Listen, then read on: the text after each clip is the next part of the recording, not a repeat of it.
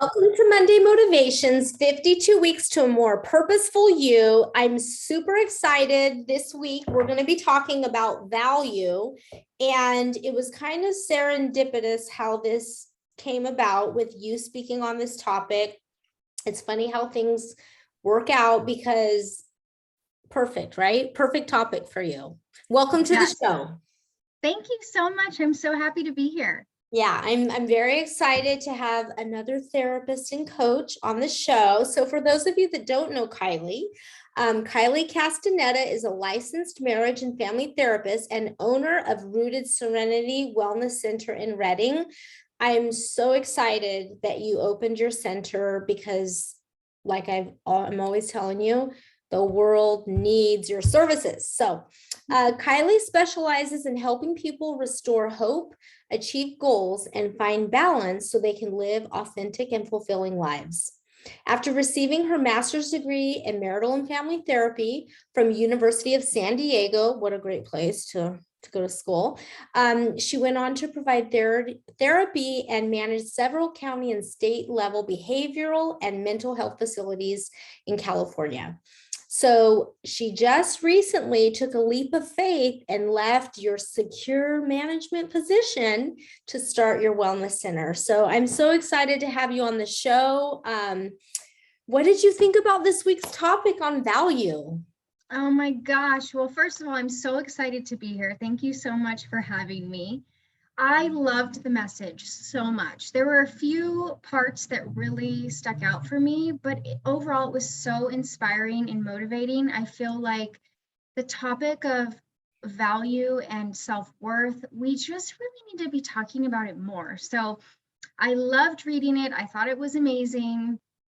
My very favorite part was this statement right here. The truth is you are priceless. And it's so true because we are so priceless and people forget that. Yeah.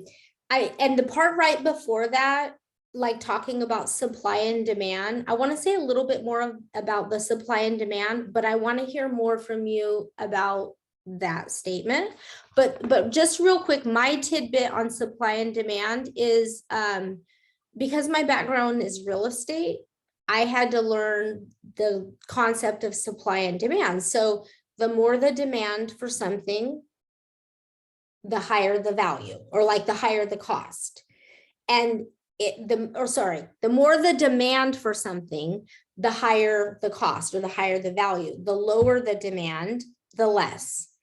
And then for humans, for people, we're so rare that we are priceless. That's kind of what leads to that. But it's like, there's nobody else like us. So like a piece of art that's rare, like the original is going to be way more than buying a print at Michael's. So wanted to kind of set that context, but then say more about what the priceless piece spoke to you. Yeah, so I really think that, where we place value decides its worth, and that includes ourselves. So when you talk about something being rare, it could be something like you have a ring that belonged to your grandmother and you could try to take it, to a pawn shop or something and it's worth $50. And then you have this other piece of jewelry that's worth $1,000 or whatever. And you would give up that $1,000 piece of jewelry, but you would never give up that ring that is so important to you. And I think that as people, we sometimes forget that we are so rare. We are the only one of ourselves in the whole world. And in the history of humanity. Right. Yes, it's crazy to think about. Yeah. And if we don't do what we're put on the planet to do, so like if there's only one of us, and we don't make our unique impact, it's like gone. Like I heard a speaker once say that the wealthiest place in the world is a cemetery, because that's where all of the unused values, the unused talent, the unused skill, like that's where it's gone. Like once we're gone, we're gone. So yeah. And the thing is, you know, if we aren't living authentically in who we are and holding on to what our value is, then we're not attracting the things that we want in our life.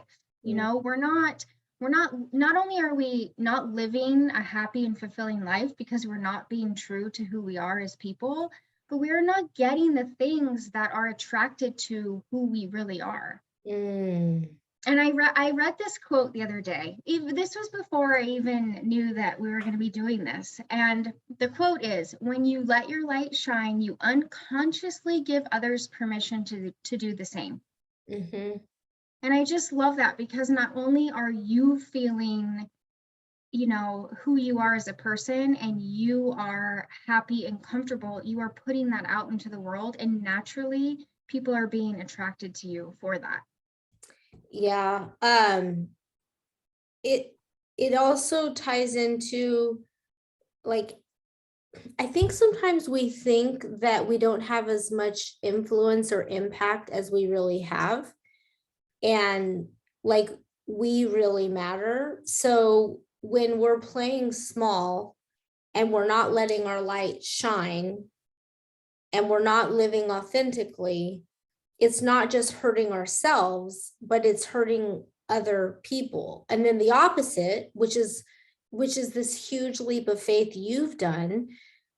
You had a stable management job, and you weren't living your full authentic life that you wanted, and then now you've taken this leap of faith. I mean, talk to us a little bit about maybe starting with your journey of, because some people that are watching, they might not be living their authentic life. Like, so kind of going back to before you took this leap of faith, let's start there. Yeah. So, you know, like you said, I had similar jobs, you know, my entire career, and I've been so blessed and lucky, to be in positions that I've been given, you know, and I've promoted, and I have felt very successful. And, you know, when I first started my career, that was amazing. That's where my value was in my job, was in my career. You know, if I am in a supervisor position, if I'm in a leadership position, if I am producing, you know, my productivity is high, then I am valuable. I have a very high self-worth. But I think that our value changes depending on the season of life we're in. As we get older, we mature, things change, our values change, right? So I started to feel less valuable, even though my skills were better. I was promoting, I was, you know, I had more responsibility. But for me, inside as a person, I did not feel as valuable. Mm-hmm. I think that so often we place value on, you know, how many letters we have after our title, or how much money we make, or how we compare to people that we follow on social media. You know, there's like this pressure to look like other people that are viewed as successful. But I started to realize that success wasn't about what others saw, it was about how I felt and how good I felt about myself. Mm-hmm. That is so good. Okay, so I like how you noticed that you felt less valuable, and then almost like a detective, you got curious with it, like, what's going on here? Like, my skills are better, like, and you started to question, where is my worth coming from? And I love the question, what do I place a value on? And I actually, in the last 24 hours, have been paying a lot of attention to this. Something I've heard for a few decades is, if you want to note a person's value, what their values are, or even yourselves, look at how they spend their time and their money. And then the third one that I just heard from my coach yesterday is, and how they use their voice. Mm. And then we got into this really amazing discussion around, it's almost like not judging ourselves. Like, so when you were in your 20s, you know, how you spent your time, your money, and your voice, it was intentional, and you felt valuable, but then something shifted, and then you're like, wait, what's going on? Like, so something changed. Yes.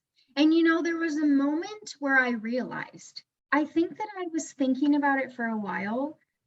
And it's not that I was unhappy. It's just that there were parts of my job that I knew I was 100% authentically myself. And that's when I was happy. Like, that's when I wanted to be at work, you know, when I was providing supervision to other therapists, or I was, you know, talking about workplace wellness and morale. Like, then I would get super excited and work didn't feel like work, Yeah. you know, but there were times where I just found myself sitting in meetings thinking, I know the answer and I'm participating, but I don't want to be here. And I'm not saying that, you know, all things in your life are going to be enjoyable because they're just not, you know, life is not always enjoyable. But what I did with that is I really started to think, like, what is it that I love about the work I do? How can I do more of that? Mm-hmm. And connect with more people so that they get to see that, like, side of me, you know what I'm saying? Oh yeah. Yeah. I love what you said. Work didn't feel like work. Yeah. That's, and so right now you've taken this leap of faith, and you've started your own wellness center, and you're providing services, and you're able and you're growing so much because you're out of your comfort zone. You're in that growth zone. There's uncertainty.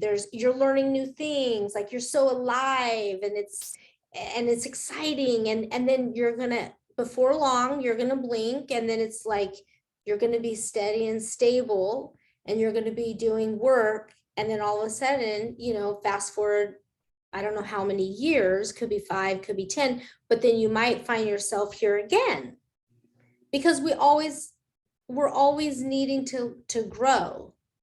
Yes. So from this experience in your career, your growth, your progress, what will you want to remember about your lessons in value the next time you're sitting in a meeting or doing whatever, and you're like, I don't want to be here? You know, I think what it comes down to is what I'm doing feeling like myself? Am I feeling like me? Am I because here's the thing, you can be really good at something, but you might be unhappy, you know? And if you are unhappy but really good at something, you're actually not at the top of your game. You know, if you are going to someone's business and they are, you know, very good at what they do, but they're miserable, I mean, I don't want to give that person my business. I want to go to the person who is pretty good at their job. They know what they're doing, but they're wonderful to be around, or they make me feel comfortable, or I know that, you know, my finances are in, you know, good hands, or whatever it might be. Mhm. Um, I think the turning point for me was my fiance and I were looking for houses, Mm. and we found this beautiful property, you know, like tons of property, this really gorgeous house. And, you know, after we took a tour, we were talking, you know, like, are we going to put in an offer? Are we going to do this? And the thing that kept coming up for me is I kept telling him, yeah, we can do this, but when am I going to enjoy it? Ooh. Like, when will I have time to sit outside and hear the birds chirping? When will I have time to, like play games as a family in this beautiful, family room or whatever. Like I will not have time. Like, yes, I will have this thing, but it will not bring me the happiness that it would if I actually could, if I was able to be present in the moment. Mm. And that kind of brings to how your work that you do with people is you help them find not only the authentic, like what really makes them happy, and fulfilled and satisfied, but the balance, like the time aspect. Can you say a little bit more about that? Like, what do you see around the topic of balance and time with people's mental health and Well, emotional health? yeah, it's funny because, when you have a corporate job or something like that, and you work more hours than, so let's say you're 40 hours or whatever, you have the option of having comp time or overtime pay, right? And so you get to decide like, okay, well, am I gonna am I gonna take the pay or am I gonna take the time? Like that's the question that so many people think about all the time. Do I need more money or do I need more time? Mm, And I think for me, it just came down to having faith that I can leave what's comfortable for me, because if I'm doing what I love and I have energy and I have passion and I have motivation, mm, then I will be successful. I will make money. I will not only have to work less, but I will be financially secure, and I will have time to enjoy the things that I'm buying, you know? mhm. But I think so often people get stuck in that, like it's consistent, it's comfortable, it's secure. And fear is, really, fear is a difficult feeling to work through. Mm, It just holds a lot of people back. yeah. So how do you work through fear? I think just remembering that the one thing that we have control over is ourselves and our life. Like we are the authors of our book, like if our life was a book, we're the only people that can write that book. We're the only people that can, change the chapters or foresee what the end is going to look like. I mean, for the most part. Mhm. Um, and so I think remembering that fear is a natural feeling that comes up when we want to be responsible, when we want things to work out, but also remembering that working through fear is when we're going to grow the most. Mm, It's what's going to allow us to be who we truly are and live the life that we actually, really want to live. mm. You need to create your own podcast. I'm serious. Yeah, Well, you're thank just you. saying so much good stuff. I'm like, I don't want to talk. I just want to listen. Like you're inspiring me. I Oh love it. my gosh. I am so humbled right now because Corry, you are amazing. You give so Well, much to others. thank you. Thank you. And absolutely you do too. Like, and now you've created a vehicle that you're like unleashed and liberated to pour all of this into others and make that impact. Where like your mindset, I hear faith, I hear a lot of beliefs coming out, like things that you just believe. I don't know if you notice them, if you've worked hard to believe this way, but like your beliefs around fear, your beliefs around your value and your worth, your beliefs around time, like where do your beliefs come from? Where did you get your mindset? Like, what do you do to like work on that noggin of yours? To be honest, you have to work on it every day. Because for me to sit here and tell you that I did not have fear leaving my job, my last day of work, I literally cried the entire way home. And I just thought, what am I doing? Like, I can't believe I'm doing this.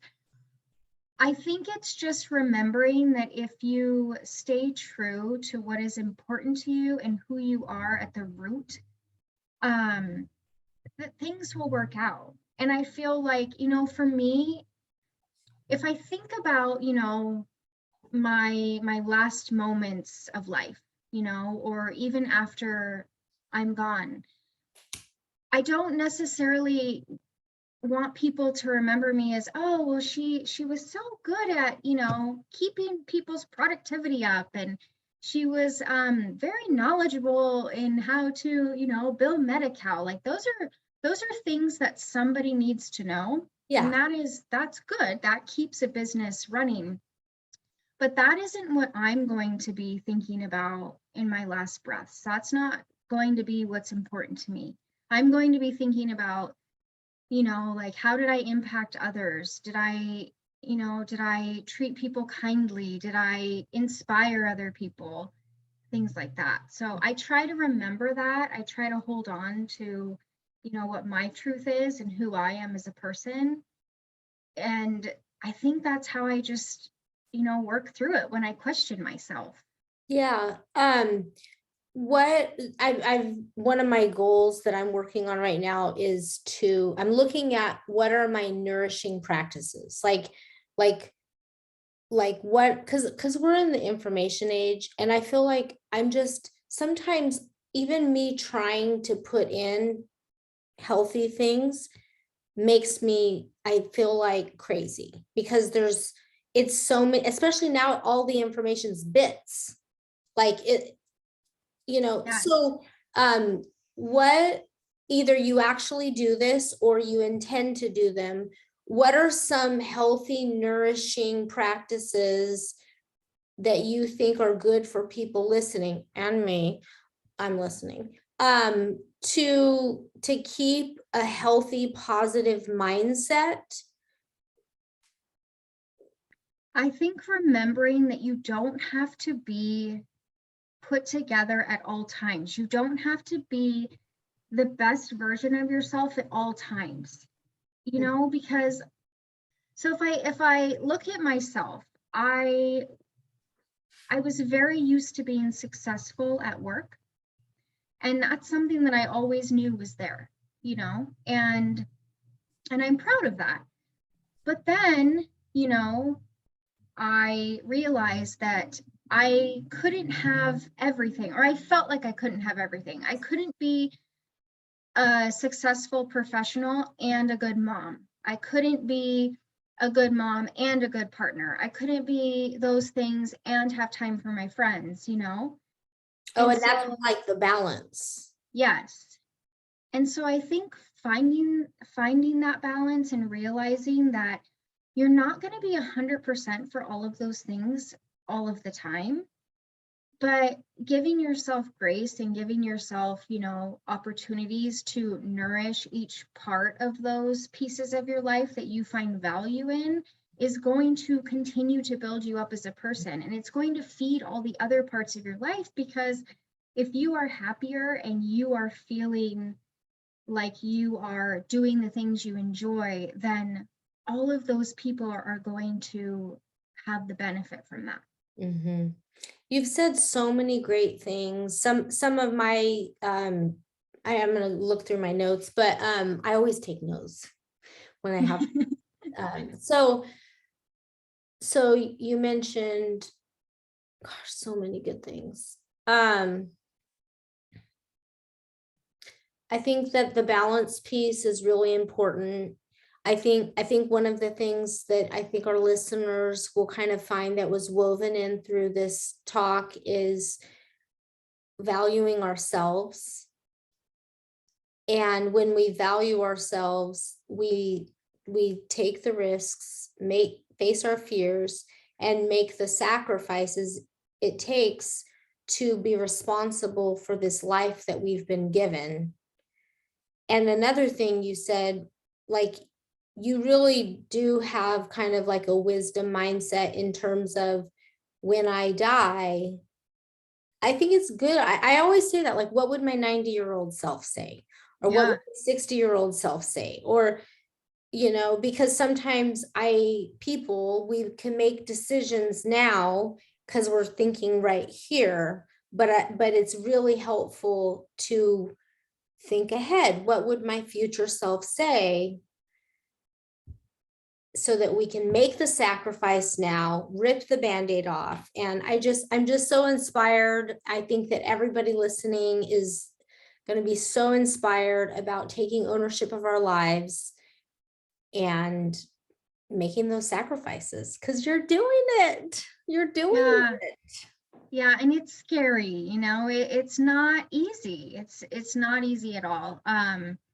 But everyone is capable, and when I have clients that come in and they say that they're scared to leave a relationship because they're not sure if there's something better, or they're scared to leave a job because they are a single parent and they have 2 small children at home, it's not that it's not fear provoking, and it's not that it's something that someone can just do like that, like a lot of thought goes into it. But I 100% believe that, just as your message states, each of us have so much to offer the world. And if we really hone into that, then, the people we want to spend our time with, the, things in life that we really want, they will be there. Well, that is the perfect note to end this podcast on. Thank you, Kiley. You are just a breath of fresh air, and you'll have this video to listen back on as you go through your continual growth cycles. And I hope everyone listening owns your value, your worth, and go for it, right? Yes, exactly. Thank you so much for having me. Oh, thank you. Thank you for spending your time with me. And for those of you who follow the show, next week is week 35, and the topic is action. So we'll see you next week. Bye.